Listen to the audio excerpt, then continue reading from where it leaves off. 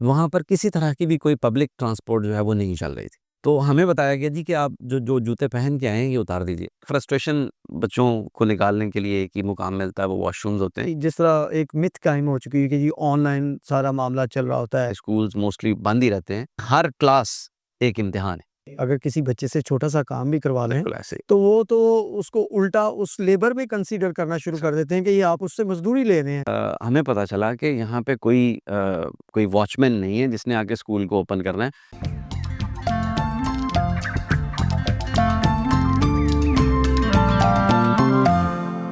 बिस्मिल्लाहिर्रहमानिर्रहीम, अस्सलाम वालेकुम नाज़रीन। मैं हूँ कामरान नसीम बटालवी अपने प्रोग्राम मीट्स द माइंड्स के साथ। नाज़रीन, ज़िंदगी एक सफ़र है और इस सफ़र के हकीकी मायने को जानने के लिए सफ़र करना बहुत ज़रूरी है। आज हम ऐसे ही सफ़र के तजुर्बात शेयर करने जा रहे हैं जो कि बतौर एजुकेशनिस्ट आपके लिए बहुत फ़ायदेमंद होंगे। आज की मेरी मेहमान शख्सियत एक ऐसी शख्सियत है जिन्होंने हालिया दिनों जापान का बतौर एजुकेशनिस्ट का दौरा किया और वहाँ पर उन्होंने उस तलीमी निज़ाम का मुशाहिदा किया।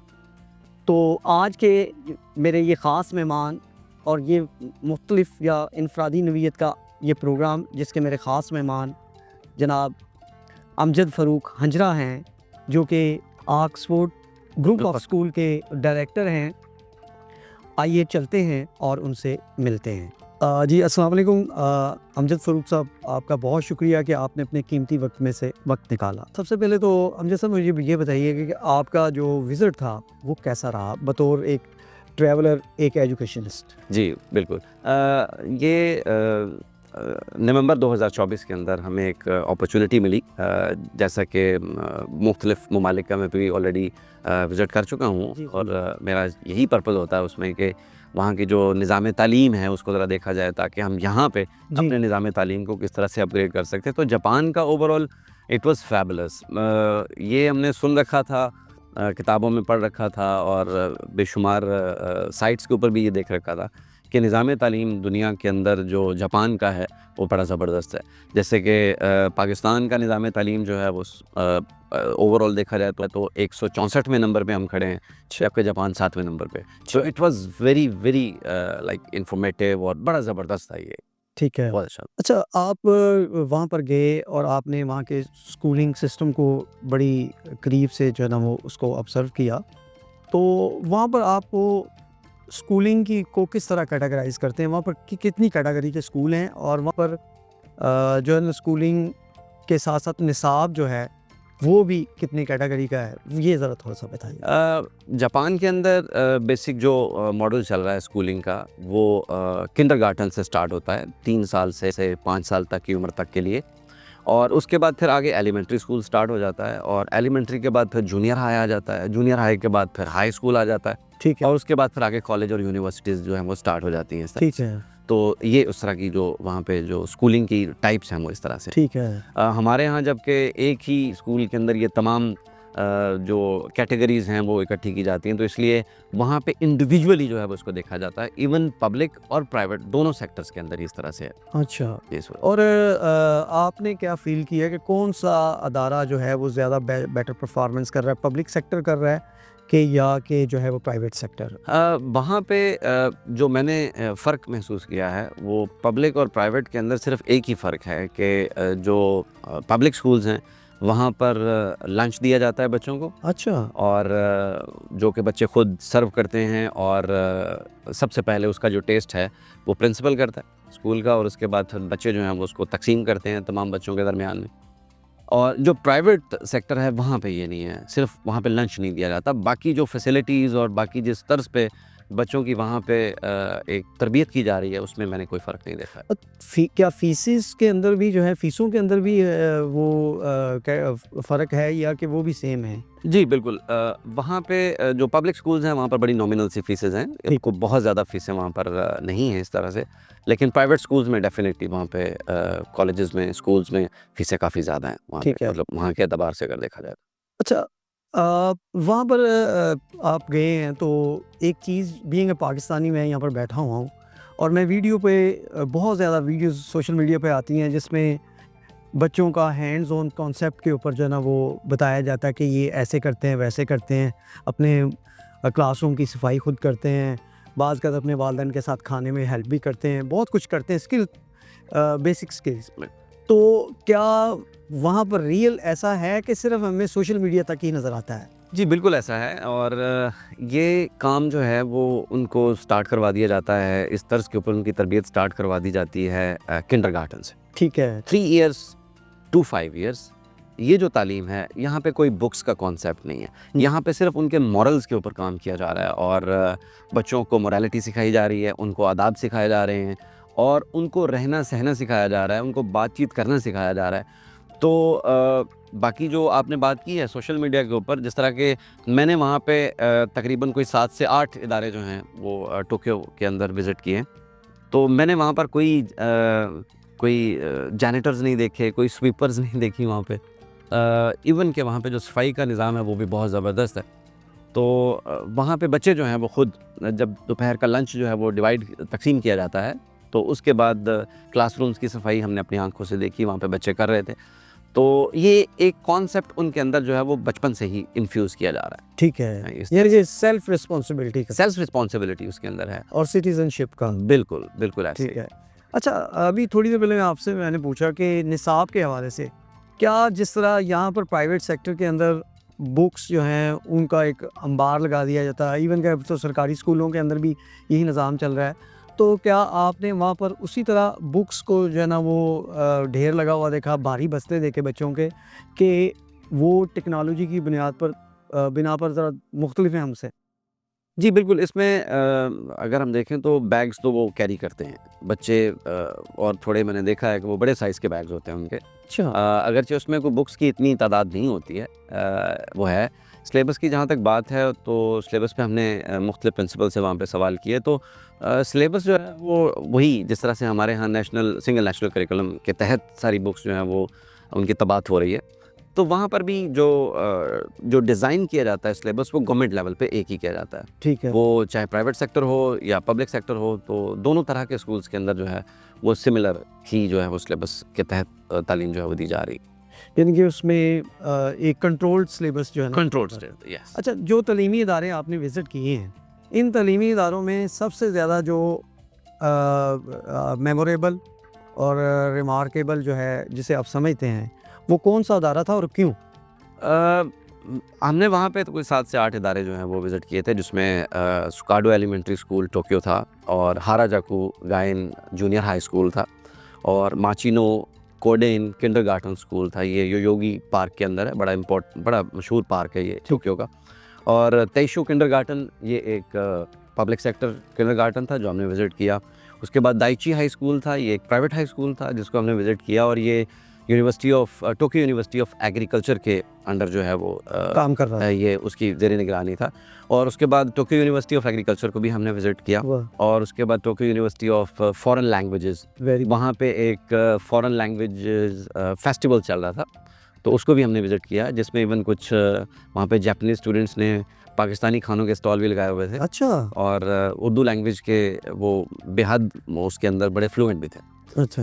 तो इन तमाम इदारों में से जो सबसे ज़्यादा मुझे वो हमारी खुशकिस्मती सी आप समझ लें कि प्रीवियसली 2023 के अंदर एक मूवी डॉक्यूमेंट्री बनी है, और the making of A Japanese. ये डॉक्यूमेंट्री जापान में बनी है कि अब्रॉड में बनी? ये जापान के अंदर बनी है, और इसकी जो डायरेक्टर हैं इमा रेहान यामाज़ाकी, ठीक है। जो कि एक ब्रिटिश जापानीज़ हैं। उन्होंने पूरा 1 साल इस स्कूल के अंदर गुजार के वहाँ पे देखा कि जो जापानीज़ स्कूल हैं वो अपने एक किंडरगार्टन से आने वाले एलिमेंट्री स्कूल के अंदर 6 साल के बच्चे को किस तरह से उसको वाकई जापानीज़ बना रहे हैं। अच्छा, उसके मिजाज को जो है वो किस तरह से इसका टाइटल क्या था इस documentary? The making of A Japanese. यानी कि उन्होंने जो डॉक्यूमेंट्री बनाने वाली खातून थी, उसने डीपली ऑब्जर्व किया कि एक रियल जापानी बनता कैसे है। हम वहाँ पर स्कूल लगने से पहले पहुँच गए, एंड टू आवर सरप्राइज़ हमें पता चला कि यहाँ पे कोई वॉचमैन नहीं है जिसने आके स्कूल को ओपन करना है। तो हमें बताया गया जी स्कूल को ओपन करने की जो ज़िम्मेदारी है वो प्रिंसिपल की है, और प्रिंसिपल ने सबसे पहले आना है। और दूसरा हमने ये देखा कि तकरीबन स्कूल लगने के 1 घंटा पहले 200 मीटर जो डायमीटर था, जो उसकी सराउंडिंग थी स्कूल की, वहाँ पर किसी तरह की भी कोई पब्लिक ट्रांसपोर्ट जो है वो नहीं चल रही थी। अच्छा, ये रूल्स में से ये रूल्स हैं। ताकि बच्चे जो हैं वो आसानी से रोड्स क्रॉस करते हुए अपने स्कूल तक जो है वो पहुँच। किसी किस्म के हादसे से बचे बगैर। बिल्कुल। ठीक है। और मुख्तलिफ कॉर्नर्स के ऊपर हमने देखा कि कुछ पेरेंट्स ऐसे थे जो वॉलंटरली बच्चों को हाथ पकड़ के रोड्स क्रॉस करवा रहे थे ताकि वो बासानी जो है वो रोड क्रॉस करके तो स्कूल्स तक पहुंच सकें। फिर टू आवर सरप्राइज जब हम elementary school, Skardu elementary school के अंदर एंटर हुए, तो हमें बताया गया जी कि आप जो जो जूते पहन के आए हैं ये उतार दीजिए। अच्छा, वहाँ पे बॉक्सेस बने हुए थे और उन्होंने कहा जी अपना बॉक्स का नंबर याद कर लें और अपने जूते जो हैं वो इसमें रख दें। और इसके अंदर एक और जो विज़िट करने के लिए जूते रखे हुए थे वो उन्होंने कहा जी आप पहन लीजिए।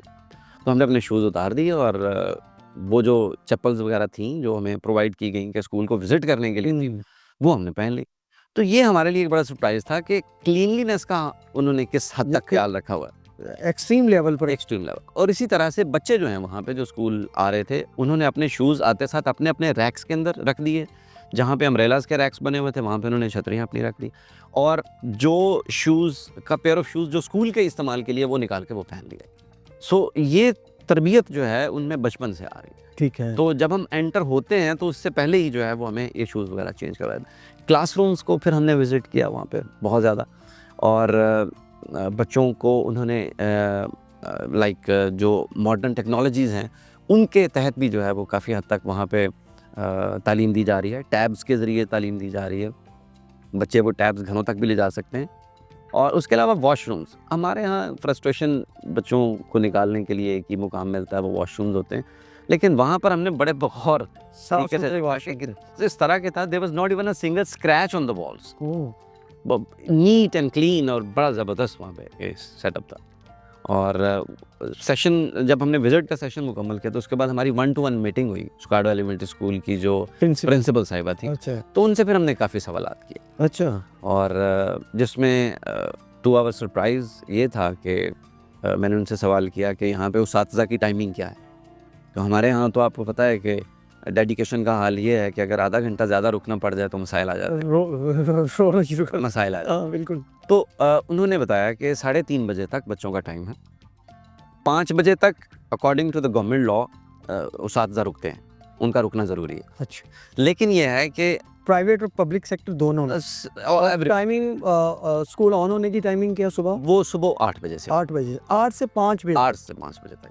लेकिन टू आवर सरप्राइज़ वो जो प्रिंसिपल साहिबा थी उन्होंने हमें बताया कि यहाँ पर टीचर्स 9:30 से 10 बजे तक भी रुकते हैं और वो अपनी मर्ज़ी से रुक रहे हैं।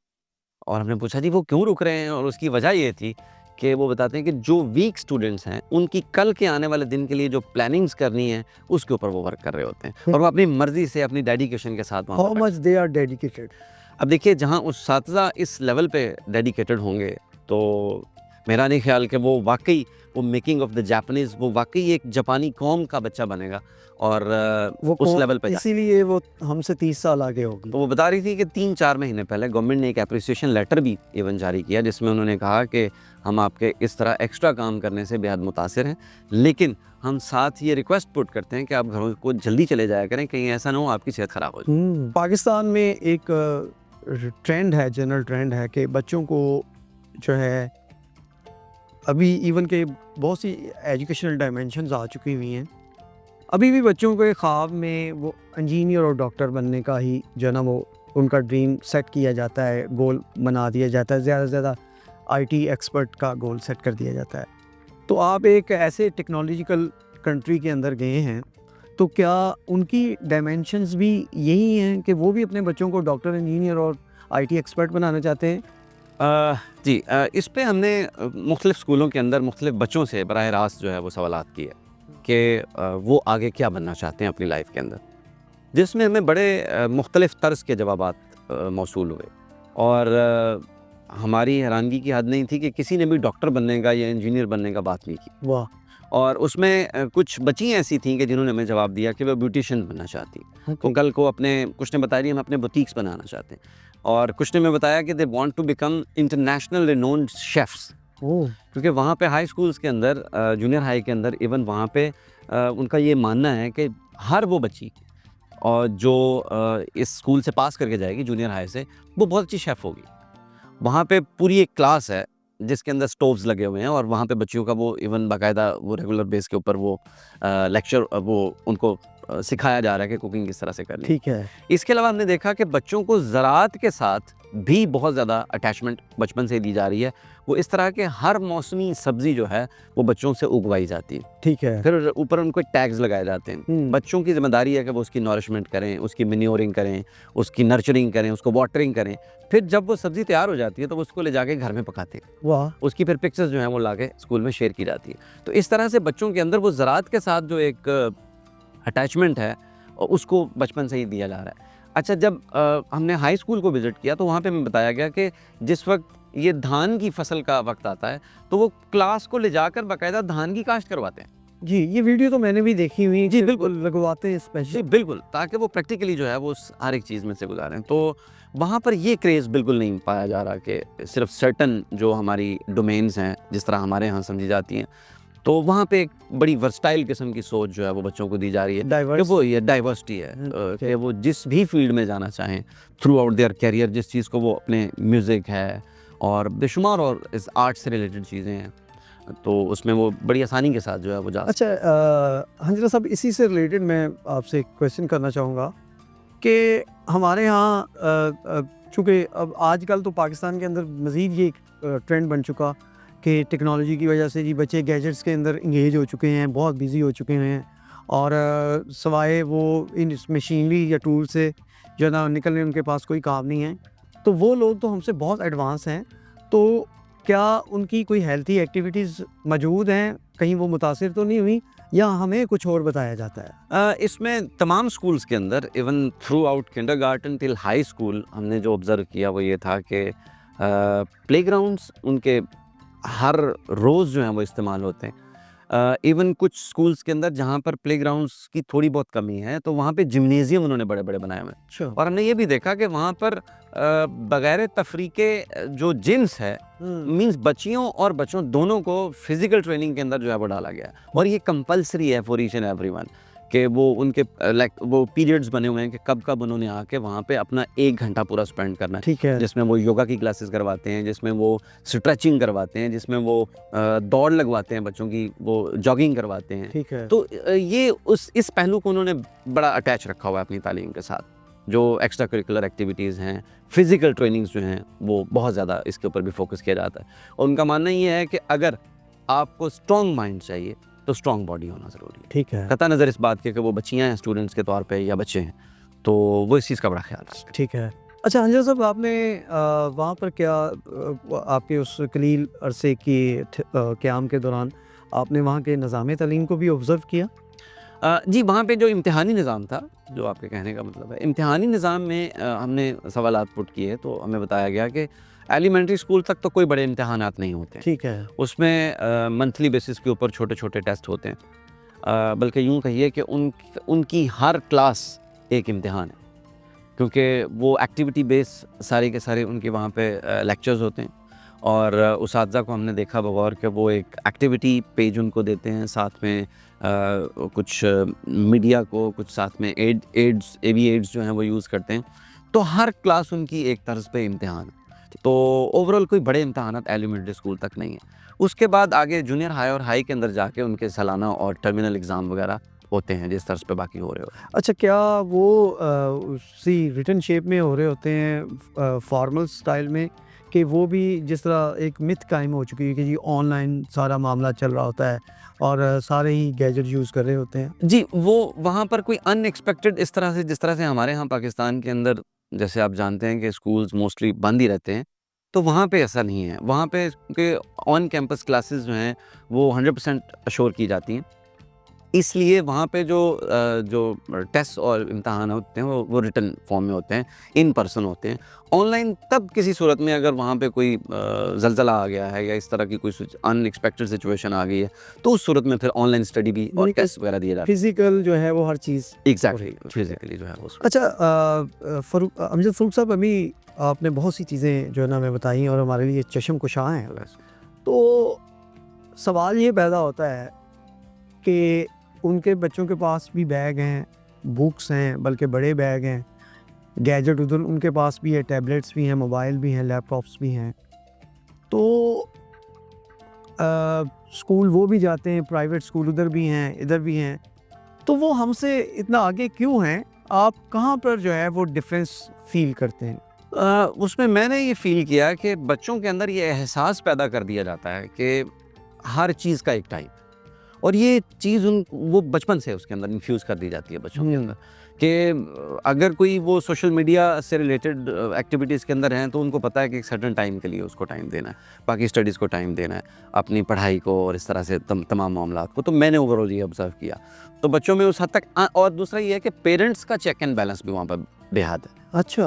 अपने बच्चों को इस तरह की गैजेट्स इस्तेमाल करने के लिए पेरेंट्स भी जो हैं वो काफ़ी हद तक उसमें कॉन्शियस हैं कुछ इस चीज़ को लेके। तो बाकी ओवरऑल इसमें देखा जाए तो कोई उसमें कुछ बच्चे ऐसे भी हैं जो ओवर यूज़ की वजह से, जहाँ पे पेरेंट्स का चेक एंड बैलेंस थोड़ा कमज़ोर है, तो वो थोड़ा पढ़ाई में बैक पे भी हैं, लेकिन उस्ताज़ा की डेडिकेशन उनको पीछे नहीं छोड़ती। ठीक है। उनका मानना ये है कि बच्चे का किसी सूरत भी स्कूल से राब्ता मुनक़ते नहीं होना चाहिए। तो ये नॉट एट एनी कॉस्ट। अच्छा, ये पाकिस्तान में कैसे मुमकिन हो सकता है? हमने इस पे काफ़ी सवालात भी वहाँ पे उठाए, जो हमारी मेज़बान वहाँ पे तंजीम थी और उनकी जो चेयरपर्सन थी, उनके साथ हमारी 1 टू 1 मुलाकात हुई और हमने उनसे सवाल किया कि हम ठहरे 164वें नंबर पे, जी। तो ये कैसे मुमकिन है कि हम यहाँ से सीख के वो तब्दीलियाँ जो हैं वो जाके पाकिस्तान के अंदर जो है वो कर लें। तो फिर उन्होंने युगांडा की मिसाल दी, जैसे मैंने तज़किरा पहले भी किया कि युगांडा के अंदर इस तर्ज पे, जापानीज़ तर्ज के ऊपर बहुत ज़्यादा स्कूल जो हैं वो इस वक्त लॉन्च कर दिए गए हैं और वो बड़े सक्सेसफुली काम कर रहे हैं इस वक्त। और वहाँ से जो चीज़ें सीखी गई हैं उसमें ओवरऑल एक तो जो गवर्नमेंट है उसको भी, जो और बाब इख्तियार हैं हमारे, अगर वो अपने इस फोकस को इस साइड पे ले आएँ कि हमने बच्चों की तालीम और तरबियत साथ करनी है, ग्रूमिंग हकीकी मायनों में और कौम बनने का जो चीज़ मैंने सीखी वहाँ पे जाके कि अगर आपने कौम बनानी है तो उसका माँ सिवाय स्कूल के और कोई प्लेटफॉर्म नहीं है। ठीक है। क्योंकि यही वो एक नर्सरी, यही वो एक जगह है कि जहाँ से आपने ज़हन साजी करनी है। इसके अलावा अगर आप कहें कि कोई और प्लेटफॉर्म आपको इस तरह से अवेलेबल हो जाए, वो बिल्कुल मुमकिन नहीं है, क्योंकि कौमें बनती हैं वहीं से। जो बच्चे हैं उनकी तरबियत जिस तर्ज पे आप करेंगे, डेफिनेटली वो बड़े होकर उसी चीज़ को आगे फॉलो करेंगे। तो यहाँ पर हमारे यहाँ कुछ चीज़ों की जो है वो गुंजाइश है कि वो हम बिल्कुल बायने ही इम्प्लीमेंट कर सकते हैं। एक तो ये है कि इसमें हमें कैटेगराइजेशन में जाना पड़ेगा कि एक ही डरबे के अंदर तमाम एज ग्रुप्स को इकट्ठा करने की बजाय अगर पॉसिबल हो सके डिफरेंट तो हमें एज ग्रुप के एतबार से सेग्रीगेशन की जाए, उनके कैंपसेस को अलग किया जाए, ताकि वहाँ पे उनसे रिलेटेड चीज़ें जो हैं वो प्रोवाइड की जा सकें। ठीक है। दूसरा ये है कि हमारे यहाँ जो उस्ताज़ा हैं उनसे हम बड़े दस्तबस्ता उनसे रिक्वेस्ट करते हैं कि वो अपने अंदर ये जज्बा पैदा कर लें कि हमने चेंज लाना है, तो सर कोई चीज़ भी जो है वो अपहिल टास्क नहीं है ठीक है। कि जिसको हम कर ना सकें। तो उस्ताज़ा की डेडिकेशन जो है वो इसमें बेहद ज़रूरी है। तीसरी चीज़ इसमें जो इन्वॉल्वमेंट मैं समझता हूँ वो उस माँ बाप हैं बच्चों। अब जो चीज़ें मैंने वहाँ से लर्न की हैं तो मैं अपने इदारों के अंदर उसको अभी इम्प्लीमेंट नहीं कर पाया हूँ, क्योंकि मैं ये चाह रहा हूँ कि पहले पेरेंट्स के साथ जो है वो एक मीटिंग की जाए और उनको बताया जाए कि अगर तो आप हमें इजाज़त देते हैं, अगर आप हमारा साथ देते हैं, तो हम कुछ ऐसी पॉजिटिव तब्दीलियाँ लाना चाहते हैं जिसमें आपका बच्चा वाकई सही मानों में एक पूरा मुकम्मल इंसान बन के उभरे। ठीक है। और इसमें जो पेरेंट्स हैं बच्चों के, यकीनन उनका भी साथ होना बहुत ज़रूरी है। जैसे अगर हम बच्चों के अंदर से उनकी इस ईगो को ख़त्म करने के लिए, दूसरों को सर्विंग करने के लिए एक जज्बा पैदा करते हैं, तो जिस तरह से हम सफाई के और इस तरह के मामलात में उनसे मुआवनत लेते हैं, तो मेरा ख्याल है इसमें पेरेंट्स का जो है वो हमारे साथ कोऑपरेट करना और बहुत। ये पाकिस्तान में तो अगर फ़र्ज़ करें कि आप किसी भी स्कूल में अगर किसी बच्चे से छोटा सा काम भी करवा लें, ऐसे तो वो तो उसको उल्टा उस लेबर में कंसीडर करना शुरू कर देते हैं कि ये आप उससे मजदूरी ले रहे हैं, हालांकि ये उसकी तरबियत का एक हिस्सा है। बिल्कुल। अच्छा, बतौर एक ऑब्ज़र्वर आपने वहाँ पर उस्ताद का और पेरेंट्स का जो एक कनेक्शन होता है वो आपने उसको कैसे देखा कि वो उसको कितनी इज्जत देते हैं और आप पाकिस्तान के साथ उसको कैसे कंपैरिजन? उसमें हमारी बड़ी हैरानगी की हद नहीं थी कि जब हमने ये सवाल किया कि यहाँ पर पेरेंट्स के साथ आपका साल में कितनी बार इंटरेक्शन होता है, तो दे सेड साल में शायद एक आध बार, ओह, या अगर ज़रूरत पड़े तो एसओएस के एतबार से। तो उसकी वजह ये थी क्योंकि वालिदैन को मुकम्मल यकीन है उसातिज़ा पे कि ये हमारे बच्चों की ज़बरदस्त ग्रूमिंग कर रहे हैं, और जो उसातिज़ा हैं उनको ये यकीन है कि जिस तर्ज पे हम अपने बच्चों को लेकर चलेंगे, पेरेंट्स हमारे साथ खड़े होंगे। तो वहाँ पर मैंने सही मानों में ये महसूस नहीं किया कि कोई फ़र्क है उसातिज़ा में और वालिदैन में। They are on the same page, और एक ही पेज के ऊपर रह के वो बच्चों की नॉरिशमेंट करवा रहे हैं। तो उनमें आपस में कोलैबोरेशन बहुत है, एक दूसरे को रिस्पेक्ट बहुत है। उसातिज़ा की रिस्पेक्ट जो है वो डेफ़िनेटली बहुत ज़्यादा है ठीक है। इस लिहाज से। तो वहाँ पर आपको बजट के हवाले से भी कोई बात हुई, क्योंकि इस वक्त वो पाकिस्तान जो है आपने उसकी कैटेगराइज की कितने Yes. नंबर पे है, तो एजुकेशन बजट के हवाले से जो है उसमें कोई सर्टन फिगर तो नहीं मैं आपसे शेयर कर सकूँगा, लेकिन कोई भी ऐसी माँ सिवाय एक चीज़ जो मैंने आपसे अर्ज़ की है, प्राइवेट सेक्टर डेफिनेटली अपने आप को ज़्यादा प्रोजेक्ट करने के लिए ज़्यादा पैसा सरमाया लगाते हैं, लेकिन वहाँ पर हमें सिर्फ इस एक चीज़ के जो लंच दिया जाता है, उसके अलावा हमने पब्लिक सेक्टर के अंदर और प्राइवेट सेक्टर के अंदर कोई फ़र्क नहीं देखा। यानी इतना पैसा लगा रही है गवर्नमेंट अपने इदारों को अपग्रेड क्वालिटी एजुकेशन की अश्योरेंस के। एश्योरेंस के लिए, तो उसमें दिल खोल के वो पैसा लगा रही है। उसमें मेरा मानना ये है कि दिल खोल के पैसा लगा रही है। ठीक है। तो इस लिहाज से बजट को डेफिनेटली इंक्रीज़ करेंगे तो चीज़ें जो है हम प्रोवाइड करवा सकते हैं बच्चों के लिए इस तरह। अमजद फ़ारूक साहब, अभी आपने जो है हमारी पूरी गुफ्तगू में वो की पॉइंट्स बताए, वो राज की बातें बताईं, जिसकी बुनियाद पर जापान इस वक्त तालीमी मैदान में बल्कि हर मैदान में तरक्की की बुलंदियों पर है। तो बतौर एक ऑब्ज़र्वर, एक जो है वो तजर्बाकार उस्ताद के, एक ट्रैवलर के, आप हमारे पाकिस्तानी जो है उसातिज़ा, सरबराहान अदारों के और जो है पेरेंट्स को क्या तजवीज़ करेंगे कि अगर वो भी ये काम कर लें तो हम भी आने वाले दिनों में जापान के हम पल्ला आ सकते हैं तालीमी मैदान में? जी बिल्कुल। इसमें मेरा जो वाज़ेह सा बड़ा पैगाम है वो ये है कि जहाँ तक इदारों के सरबराहान हैं उनका ताल्लुक़ है, तो उनको ये तय करना है कि उन्होंने अपने इस मुल्क व कौम के इन नौनिहालों को क्या वाक़ई एक पाकिस्तानी कौम बनाना है, या जिस तर्ज पे वो चल रहे हैं उसी तर्ज पे लेके चलना है। अगर तो ये फ़ैसला कर लें कि हमने वाक़ई इन नौनिहालों को, अपने नन्हे-मुन्ने बच्चों को वाक़ई एक कौम बनाना है जो पूरी दुनिया पर आगे जाके उभरे और अपने वतन का नाम रोशन करे, तो उसके लिए चंद नागुज़ीर छोटी-छोटी चीज़ें हैं जो उनको करना बेहद ज़रूरी है। जिसमें की पॉइंट्स में अगर हम बात की जाए तो वो ये है कि एक तो कोशिश करें कि हमारे बच्चों के अंदर से जो मार्क्स की और जो ग्रेड्स लेने की दौड़ है उसको निकाल दिया जाए। उससे ये होगा कि जो एक इन्फीरियॉरिटी कॉम्प्लेक्स बच्चों में पैदा होता है वो निकल जाएगा। दूसरा ये है कि तख्लीकी सलाहियत जो है वो बच्चों के अंदर डे फर्स्ट से, हर बच्चे के अंदर तख्लीकी सलाहियत मौजूद है, लेकिन उसको उजागर करने के लिए वो जिस हद तक भी अपने रिसोर्सेज इस्तेमाल कर सकें उनको इस्तेमाल करना चाहिए। दूसरी बात इजहार राय है। हमारे यहाँ बच्चों को बड़ी शट अप कॉल्स दे दी जाती हैं, और बच्चों को, इवन हमारे जो उसातिज़ा हैं वो बच्चों को अपने दिल की बात कहने ही नहीं देते। तो हमने जो वहाँ से सीखा है उसके अकॉर्डिंग, इवन वहाँ पे जो क्लासरूम्स का इन्वायरमेंट था, it was not a tense type of environment, बड़ा ईजी और बड़ा एक फ्रेंडली इन्वायरमेंट था उस्ताद की मौजूदगी में। तो इजहार राय जो है वो बच्चों के अंदर हर सूरत जो है वो पैदा की जाए, ताकि वो अपनी बात लोगों तक पहुंचा सकें, और अपनी जो अपना जहन, जो अपनी सोच है उसका इजहार मुकम्मल होना चाहिए। दूसरा ये है कि अगर उनको कोई ऐसी चीज़ लगती है कि जो आउट ऑफ द वे है या स्टैंडर्ड से गिरी हुई है, तो उसको वो चैलेंज कर सकें।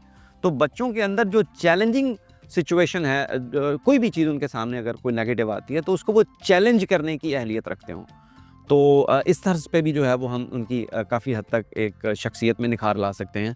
और जो सबसे अहम चीज़ है और जो सबसे नागुज़ीर है वो ये है कि दूसरों की केयर करना जो है वो बच्चों के अंदर अगर हम पैदा कर दें तो वो इंतहाई मानों में एक बड़े शफीक किस्म के इंसान पैदा होंगे।